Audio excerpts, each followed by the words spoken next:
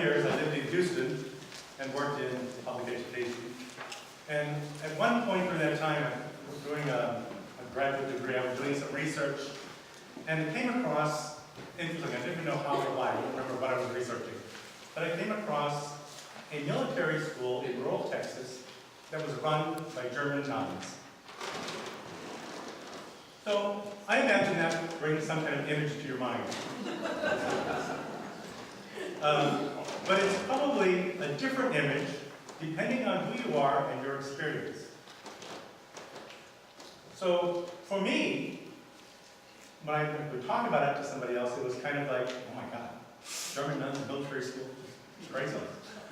But for me, it was a little different because my experience, I grew up Roman Catholic and went to Catholic school for 8 years. And the nuns who taught me they were never mean. Yes. One was a little bit maybe, but certainly not. These are really kind, lovely women. And of course, my father's family is from Germany, so I don't certainly have negative feelings about that. Military school, not so much. But for some people, that would be a very negative thing. One of the other things I learned going to graduate school, studying multicultural studies, was talking about the fact that each of us comes with preconceived ideas about many things. There are actually, we all have some forms of prejudice. Now that's a strong word, and but it's a word that we hear a lot right now, and appropriately so. But we have these from either experience or from the experiences of other people that we've learned from. We have preconceived ideas about certain things or people. I can give you one of mine. I didn't say this morning, I didn't like it's one of the things I did forget. Growing up in Erie, Pennsylvania, it was a very largely Catholic city. There were more Catholic schools than there were public schools. But there were Episcopal churches. But my perception was Episcopal church was where rich people went. Poor people didn't go there. I mean, that's my perception. Now, I had never been in one, so I couldn't tell you if it was true, but it's what I picked up. And it wasn't until much later in life that I realized that's not true. It's where normal people go. Who are rich.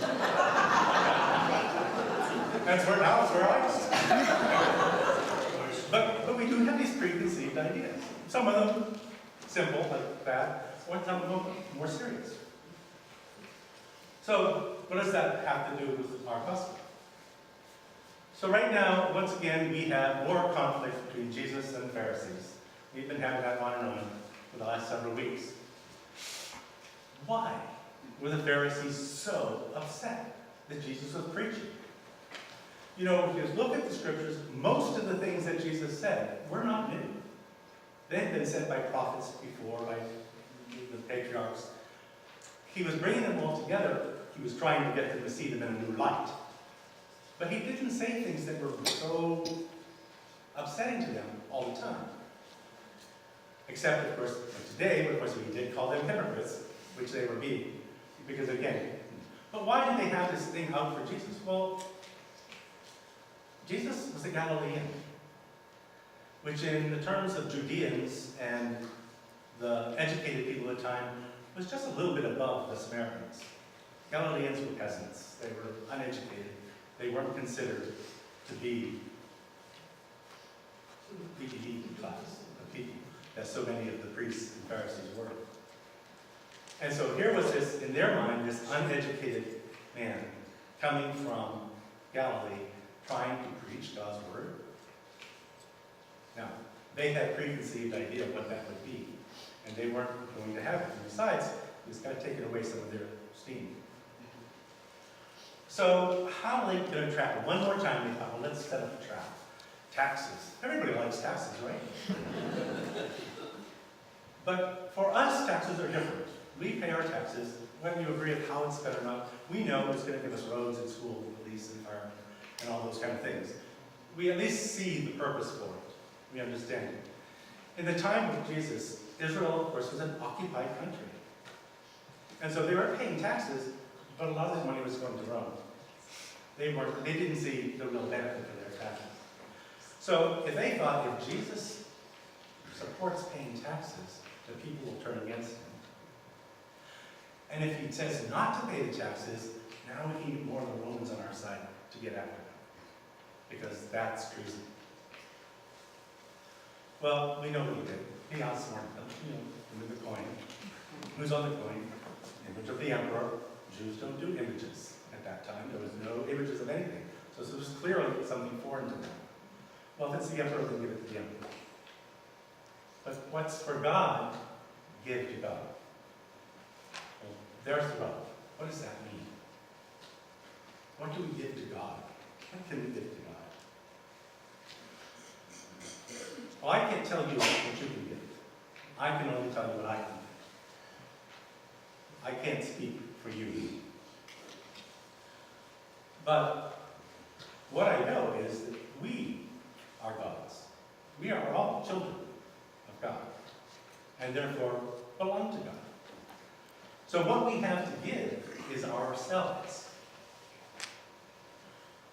And that might sound simple, but we have to realize what we want to give to God is our true self, our real self, the self that we are before God. Franciscan author Richard Rohr, in one of his books, Falling Upward, talks about first half of life spirituality and second half of life spirituality. And in the first part, we kind of create this persona that we present to the world for our survival. We do it to survive all the things around us. We have one persona that we present at work. We have another with our family, more personal. Another out in the community. So we have a lot of different things that we have added to ourselves to protect ourselves. So one of the things Richard says, and that I also believe, is that so then what we have to do as we get older and we realize we don't need all that stuff. It's actually we're carrying extra weight. It's not just here. Is we have to begin to peel some of that stuff off and get back to who we really are, the person we are, the person God created, the person we are before God. How do we do that? I don't know. You'll have to figure that part out. I can tell you how I know I have to do it. How do I pull all these layers off? I have to ask myself, whatever aspect of me that I'm looking at, is it born in love? Is it something that has true characteristic? The basis of it is love. So in any way that I relate to other people, in any way that I relate with God, it has to be of love, because we know that's what God is. God is love. We're told that. And I believe it. So I have to look at each aspect of my life. I have to look at decisions that I make and ask myself, where is the love in this decision? Now, if it's paying taxes, yeah, okay, that's different. That's something we give back to the earth. Let them have that. We may like it or not like it. That's something there. But when it comes to relationships between people and our relationships with God, it's something that's born in love. And that we know is authentic. If it's not, that's something I have to peel off. And I'll tell you, I'm definitely in my second half, and I'm still peeling. There's still more to do. There's still ways of improving. Some of those things that we do peel off are some of those preconceived ideas we've built up over our lifetime. And we have to set them aside and realize, no, I have to look at each person as another child of God, and not based on my preconceived ideas. And I can do that if I carry love within my heart. One of the things, a couple weeks ago, I talked about Marcus Ward in his book, Speaking Christian. Another term from that same book that he talked about was the word we translate as believe. So we say, I believe in Jesus.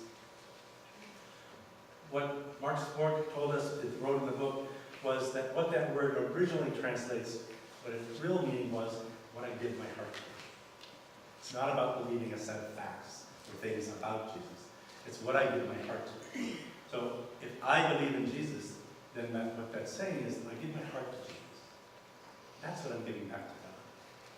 That's what God wants from us. Our hearts. And the relationships that we share in love with other people. The other stuff, we feel off. We don't need it. And so the question that I posed to you a couple of weeks ago was, so what? So what each person needs to ask yourself is, so what? What does that mean for me? The question is, what do I give my heart to?